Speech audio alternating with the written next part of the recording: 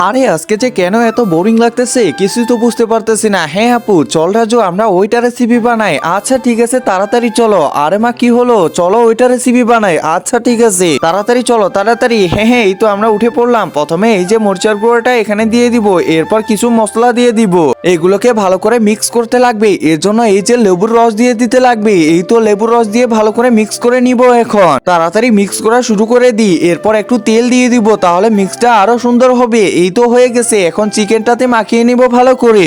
এই তো চিকেনটাতে মাখানো হয়ে গেছে প্রায়। আরে বাহ অনেক সুন্দর লাগতেছে তো, এটা খেতে তো অনেক স্বাদ করবে মনে হয়। এখন চুলাটার মধ্যে এই যে লোহাটা দিয়ে দিব, এরপর চিকেনটা দিয়ে দিতে লাগবে। এই তো চিকেনটা দিয়ে দিলাম। এখন তাড়াতাড়ি ঢাকনাটা লাগিয়ে দিই। এই তো ঢাকনাটা লাগিয়ে দিলাম। আরে বাহ হয়ে গেছে আমাদের চিকেন। একজন মা কতটা আপন হয়ে থাকে, যার মানেই তাকে জিজ্ঞাসা করে দেখো। তো দেখা যাক বন্ধুরা এই মায়ের জন্য কে ভিডিওটিতে লাইক এন্ড সাবস্ক্রাইব করে, আর যারা মাকে ভালোবাসো না তারা ভিডিওটি থেকে দূরে থাকো।